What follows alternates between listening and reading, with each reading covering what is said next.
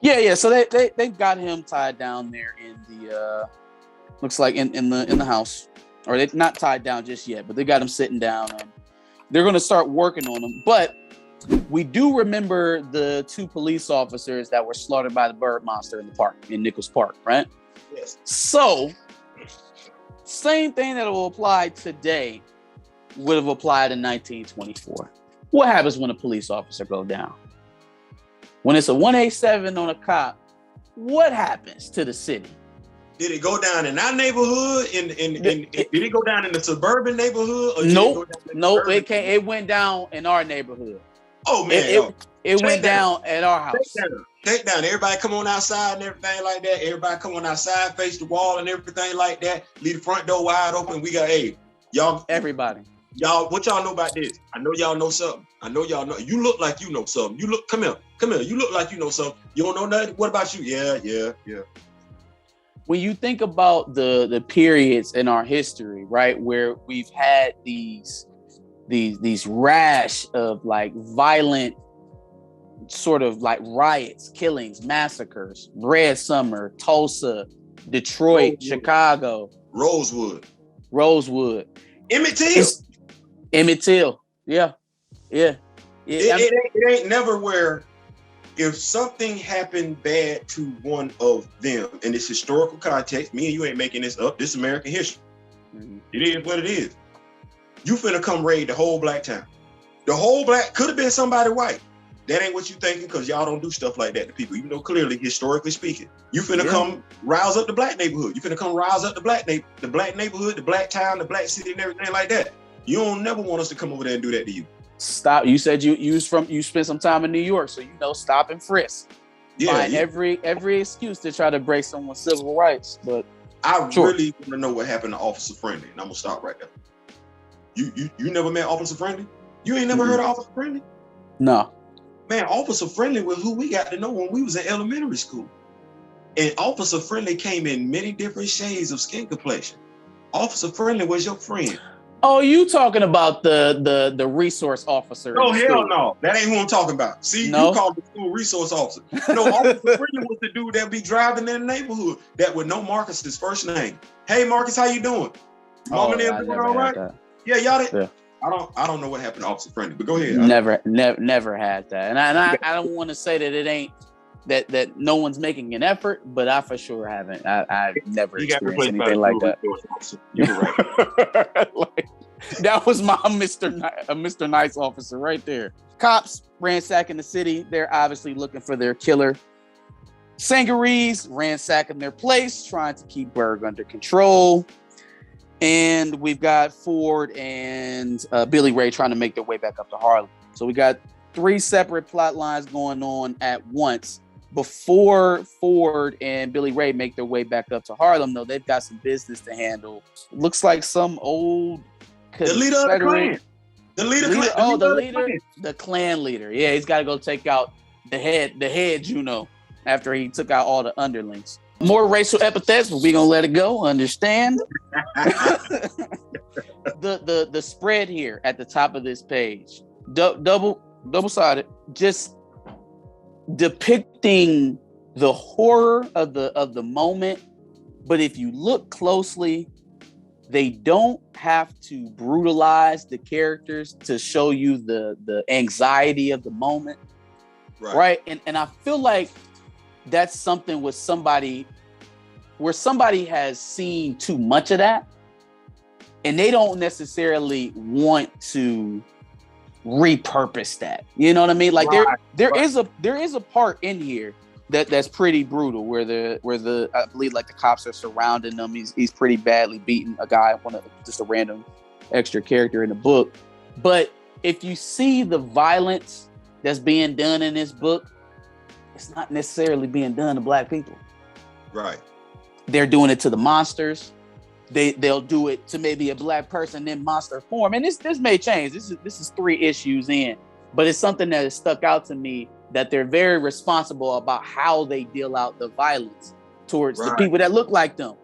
Right? You know, it's crazy that you say that, because I was thinking about it earlier and I didn't want to touch on it. But with this book being what it is, the social message takes a back seat to the story, in my opinion. Like, we're telling the story of the Juniors. We're not necessarily making this a story about black versus white. Maybe a story more so about hate and how hate unchecked can corrupt the human soul. But I'm loving the fact that they're telling this story. There's a horror aspect to it. There's a science fiction aspect to it.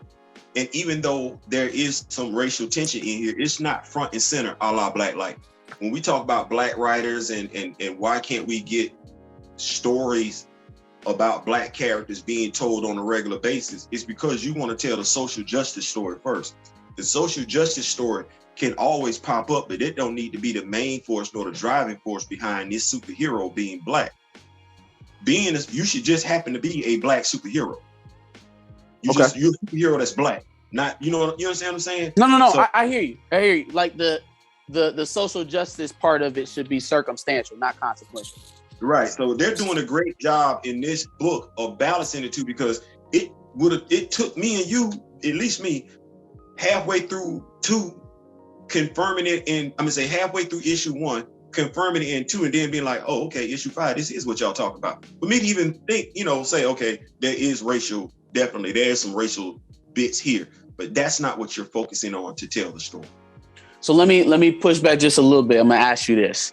Mm-hmm. Given some of the things that we established early on about the book, about the time period, the locations, and getting that early tidbit about just the basis synopsis of the story itself, which is good versus evil, how you end up with a corrupted soul and what you do with it after that, right? Is there a way to talk about that in 1924 in America without talking about black versus white? No, there is not. But the reason why I say no, there's another part to that, and the writers did a great job of that. When me and you start talking about Samuel and Sullivan. Okay. If you look at the context of the conversation piece, Sullivan is to me an Irish cop who's cool, who's perfectly fine policing the black neighborhood. And I don't want to say policing the black neighborhood, but he's perfectly fine patrolling that neighborhood. At least interacting with black people, for sure. Samuel is the one that's like you said, he's the conservative black person. He's the one that's like, these ain't my people. Yeah. And then when you look at Billy Ray is that other white person who's like, okay, I was misled, but okay, I see what's going on. Can I come holler? Can I come, for lack of better terminology, can I come kick it with you?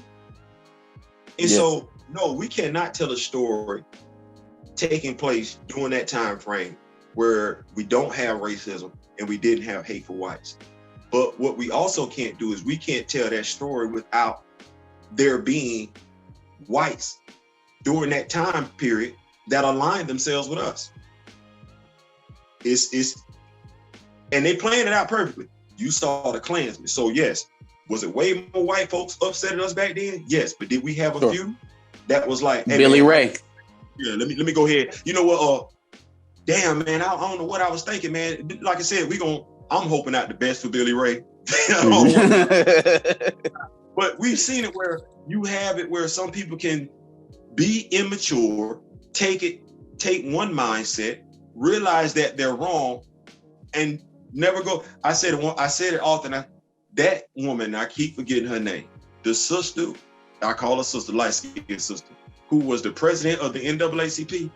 The only thing we were able to get mad at her. You talking about Dozine, Rachel Dozo or Dozel? No. The only thing we could get mad at her about was she impersonated a black person. That was it. She didn't disparage black people. She didn't hinder the NAACP movement. She was in there doing her damn thing. Oh, you want me to make them mad? I can name 10 black Democrats right now you should be more mad at than Rachel Dolezal. Shit.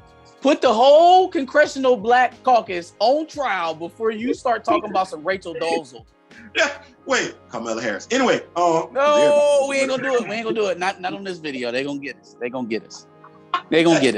But I take your point. Like, we got up in arms with her because she impersonated a black person. I'm like, You know what? I ain't trying to be funny, but she did a damn good job impersonating the black person. I don't know what I think we really mad at her about the wrong thing. She ain't put nobody black while she was impersonating a black person. Yeah. She ain't embezzled no money from the NAACP while she was over there. She actually did her damn job. Yeah. We got the three different situations going on. We got Ford, Billy Ray, they're dealing with the Klan leader. They got Ma Etta, Blink, and Cullen getting their asses kicked by Berg. He's spazzing out. So madness is happening on three different fronts right now. We're gonna handle Ford and the Klan leader first. Right. So he's turned into King Juno. And him and Ford are going back and forth. Now remember, Ford ain't about no purifying. Ford trying to send you down. He's trying to send you to meet your maker. Yeah. Right. You even have Billy Ray in here getting in on it. So have a little bit more faith in your boy Billy Ray. Billy's upside the head. You ain't roasting nobody else. He said, "You swing, I swing." That's what's up. I like it. I like the vernacular here too. The way that they wrote the speech of the Juno once he transforms. Dirty some bitch. Yeah. I found that funny. Niggers, right?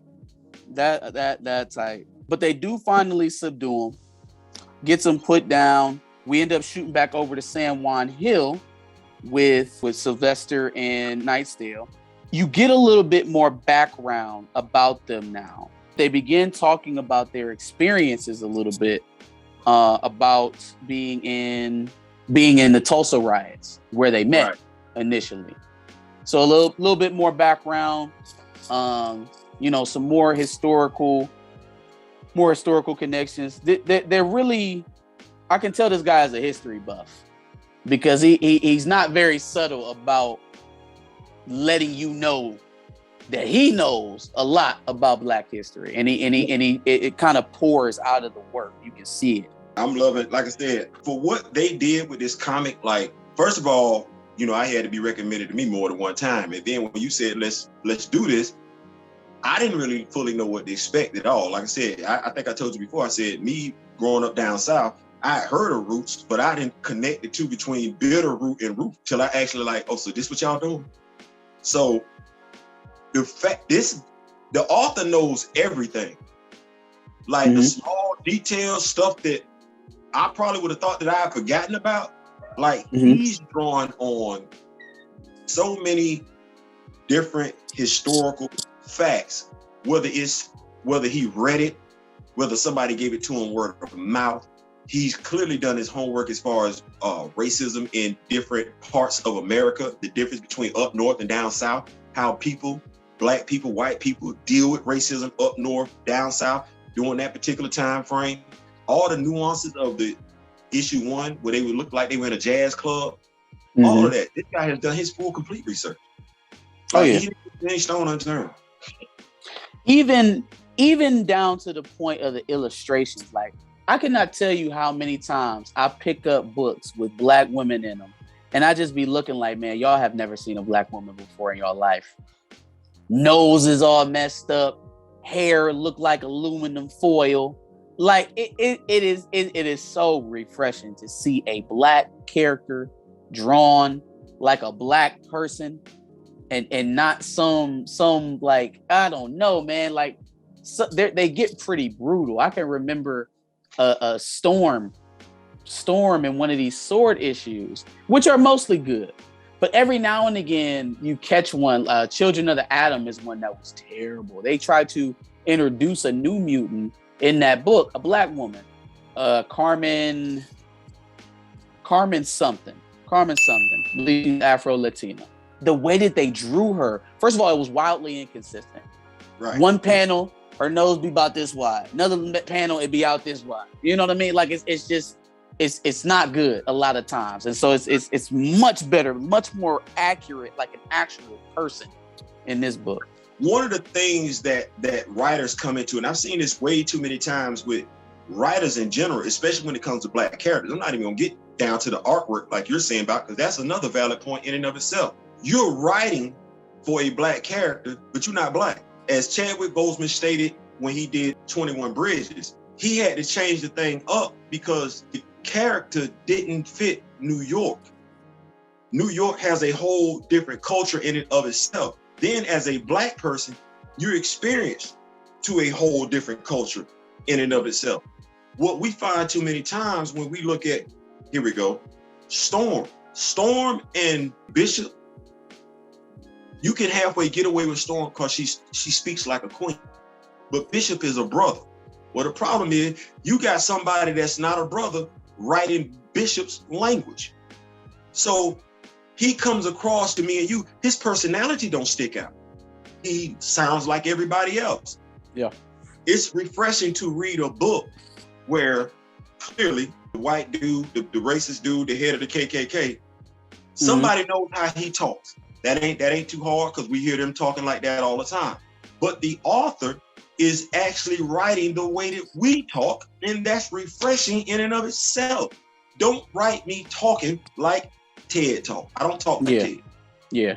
So it's refreshing because it actually makes the reading, it makes it easier for us. The reading just flows because we're reading the way we talk as opposed to the way somebody else talks. So yeah. That's a good point. Absolutely. Maeda, Blink, and Cullen finally get Berg subdued, but not fixed, not cured.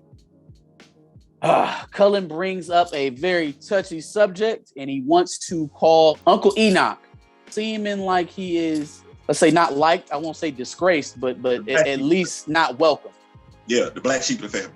Yeah. Definitely not welcome for some reason. And then we find out there at the end of the panel that at least Blink, in her perception, Enoch is responsible for her parents' death.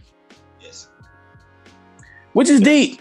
We still don't know what the particulars of that situation is, but some deep family divisions, right? Yes. Some shared family trauma.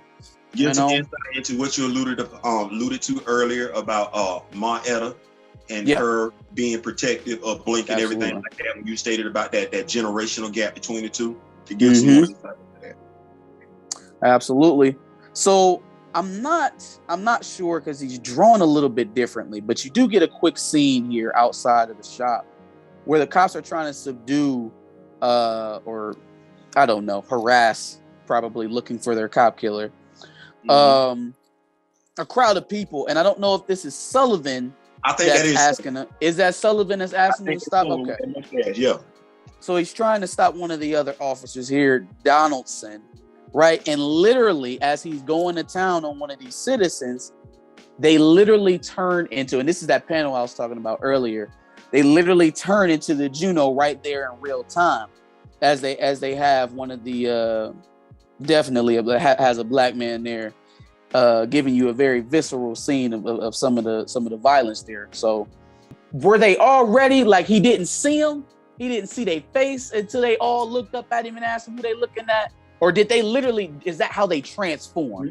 As they're doing wrong, they transform into a Juno. That part right there, because to me, I'm looking at this book as being, metaphysical in and of itself. But I'm like, if we looking at Sullivan being who he is, hey, I'm cool with everybody and everything like that. Well, you thinking if you Sullivan and you ain't got that in you, you're not thinking somebody else that look like you got that in them. So then when this takes place, you're actually watching this person transform in front of you to the point where you no longer recognize them. And we said that in regards to other things in life, not dealing with racism. And man, you didn't actually know who you was, and when you look like somebody different. I believe this is, even though we're doing it with a comic, this is that transmit. Like, whoa, yeah. So, and you're gonna be shocked. You're gonna be taken aback. Like, man, and look at the dude that he's looking at. The victim is lumped up to be damned on the ground. Mm-hmm. So yeah, I'm thinking this. I think in the real situation, we actually see people transform like this. I think in the comic book world, this is actually where Sullivan saw these people, their hatred go from being on the inside to surfacing on the outside. Mm-hmm. I think that's what that was. Or maybe just seeing them in a certain light for the first time. The metaphorical. That's what I'm talking about. Yeah. Yes, mm-hmm. Yes, sir. Absolutely. Heavy. All right, so Cullen does get to Uncle Enoch's across the river there, barges in where he is attacked by a group of squirrel elves. I don't know what that is. I don't know. I'm about to say, I don't know how else to describe these things, but they swarm Cullen right now. Hey, they swarm him as soon as he get in there. Can we call them the critters? The furries? Sure. The critters. Let's go with the critters. The critters critter. They swarm real fast. Wait, hold on. They telling us their name. We're gonna call them the Eeks. Eeks. That's cool. what they do. That's what they do. That works. The Eeks. The Eeks, yeah. The Eeks chase Cullen into the back room where he finds his uncle. He calls them off with some sort of command here. The reason why they jumped him, is because he smells like Juno. Well, he fought a monster earlier that wasn't a Juno. He took the white people back after they were cleansed. The only Juno looking like thing is Berg. So Berg is changing. Yes. The reason why I think that's important is because it shows the distinction. You'll see here in a sec. We'll see here in a second with Berg, as opposed to some of the other Juno that we saw. But there is a clear distinction in between how Berg was infected, and how it progressed, as opposed to even what we just seen with the cops. Yeah. Right. Clear cut distinction between. So this next scene is one that's near and dear to my heart, man. Oh, well, first we should note that Cullen is recruiting Enoch to come help Berg, right? It seems like that may be a soft spot for Enoch. So definitely going to get him over there to try to help. But we do get back to the Sangerye's place where your boy has broke out again. Berg is on a rampage. And this is the first time we actually see the power of Maeda, right? To show you this is not a frail old woman. This is not just purely an intellectual or a healer or a brewer. This is a woman that fights when she needs to, when necessary. And when she does, you better hope you're not on the other end. Listen, this is grandmama telling you, I ain't too old. Get somewhere, sit your big ass down before I go get my belt. This was grandmama going to go get her belt right here for Berg. She didn't try to get the Berg sit down. He didn't want to do that. He wasn't listening. And you see how Blink look. You see how Blink. That's that look. When you ain't know grandmama had it like that, like, oh, okay. Grandmama don't play. Yeah, sit down. When grandmama tell you sit down. It's up. So it's looking like they're going to get a control of that situation. Another jump over back down to Mississippi after they've taken out the KKK leader. Ford begins to tell Billy Ray about the rash of Juno attacks that have been happening all over the country. It's seeming like Sylvester and Nightsdale were talking about the coming devils or something was coming. They were talking very ominously about something that was approaching, right? And it seems like Ford is coming to the same type of determination. So he does the one thing that he knows to do when he's down and he ain't got nowhere else to go. You gotta go home. Yeah. Gotta go home. So they're on back up to Harlem. We get another shot here of the cops with half of them, right, with their guns pointed against the Juno turned hateful cops. I wonder how this situation would have played out if my boy doesn't show up. We're going to talk about Sylvester here in his new form, but I wonder how that situation plays out, right? Because how often do you see fellow brothers in blue turn against their own, even when their own are monsters? Well, I mean, how would that have played out? Would they just allowed them to sit there and feast on the citizens? Well, I mean, watch this. Somebody might ask me something. I'm going to be like, George Floyd. There's 4 cops right there. Only 1 cop had their knee on his neck. The other 3 did absolutely nothing. Look at here, even the exposition, right? So Sullivan's sitting quietly in the background. Random cop, we gotta stop them. Guess who the first one is to talk to the contrary? The first one to speak up and say, we can't shoot other cops. It ain't Sullivan. It ain't one of the white cops. But I mean, that's the thing. Like Samuels, he got to protect Master's house. Master's house is his house. It's not your house. It's they letting you know. Now watch this. Samuel could go over there where them creatures at. He sure can. If he feel like they part of the, if he part of the clique, he ain't going on over there. See, Sullivan not stupid. Sullivan like, nah, they make my people. see how that go? Samuel said earlier in the first issue, them ain't my people. Okay. That was just off being passive. They hadn't done anything wrong. Sullivan then seeing his people do something wrong, he's like, nah, them ain't me. Them not my folks right there. But Samuel still won't claim them. So you asked a great question. We don't see this. We've seen very seldom is it the police officer that's going to stand up to the other police officer that's doing a civilian wrong. Yeah. So we wish it was more often, but it's not. Yeah, absolutely, man. Samuels is giving me real Larry Elder vibes. I don't like it. He's gonna have a redemption here in this book pretty soon. Sylvester pulls up in his newly transformed body, I guess, right? He is a new person, new man. And he's salvation. That's what he said. He's salvation. He is salvation. He is retribution. And there will be no forgiveness, no redemption. Sounds very Thanos-like. Talking about destiny. He's like, what boy down south that's on the way? Ford. Yeah. Like, I ain't got nothing for you, man. Yeah. I can't do nothing but put you out your misery. And how he did this one police officer on the last page was ridiculous. What did he say? What did Thanos say? Dread it, run from it, destiny arrives, all the same. All the time. Listen, this right here. No, he did him dirty.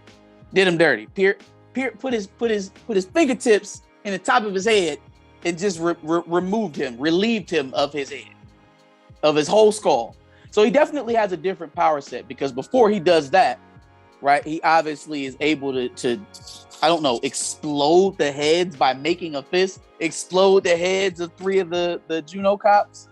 So much more powerful than your typical Juno, and probably even more powerful than the Bird Monster, which I think at this point is safe to assume that was Miss Nightstale. That is a hell of a way to send out that issue.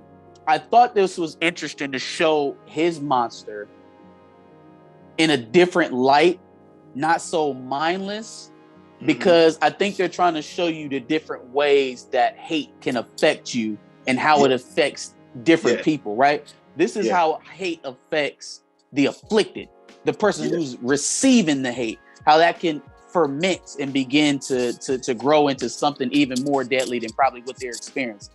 I think it's one of those perfect tales of being careful when you look into the abyss, for the abyss looks back. And one of the things that my grandfather told me once I moved down to Camilla, and I was starting to find myself caught up in that mindset. One of the things he told me, he said, understand something. And my grandfather was Army veteran.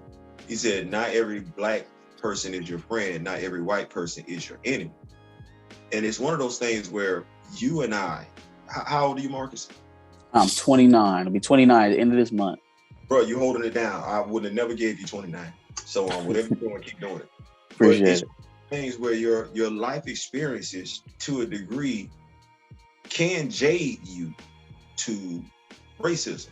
You become jaded to it. Like, it'll get to the point where you will automatically suspect a white person, but at the same point in time, automatically jump to the defense of a black person. Yeah, you're right. We probably are the only race in this country that have to deal with that, where we look at everybody else. You want to harm me. Yeah, you want to harm me. So I got to look at you with this eye, and then I got to look. The thing is that when I look at my brother and sister for love, they might not be deserving of the love no more than you are deserving of the hate. But this is what I got to deal with. But I'll give it to you because you're familiar. Yes. Right. I don't have the implicit bias to say, you know what? No, anybody that looked like you, I know to stay away. I don't have that, so I'm not judging you with the same amount of scrutiny that I'm giving out this way. Exactly. You know, I can definitely see that, because there's far too many people that get a pass from us because they look like us. What do you think here with Sylvester? Who is he then in that situation? Is he the defected leader, who hasn't really given back, or is he more of the champion of the people that's demonized for his work? Who is he in this situation? That's a great question. I don't think it's as simple as what you just said. I think what Sylvester is someone who has succumbed to the emotions he feels from what transpired in Tulsa. And it's one of them things where I can't sit here and say I'm mad at him about that. Because if let's say Miss Angel Knight, if she was his wife, who else did he lose in Tulsa, Oklahoma? You see what I'm saying? Like, yeah. If this is his rage reborn, I can't say that wouldn't be my rage reborn, but I don't think it's one of those things where he's different from the. I just think his hatred is for the Geno, and his hatred has corrupted him. Yeah. No, otherwise, good man, you deal with you're not dealing with the hatred that the Junos have. They hate for no reason. Your hatred is coming from the travesties that have befallen you. And as opposed to just making peace, you gave in to that hatred. Yeah. Well, when you give in to hatred, what happens to us? You become hateful. Exactly. That's it. So that's what I feel like has happened. We're gonna see, because I don't, as we go along and everything like that, how it plays out with his character, the character development overall and everything like that. We don't want to give too much away, but that's what I think is happening.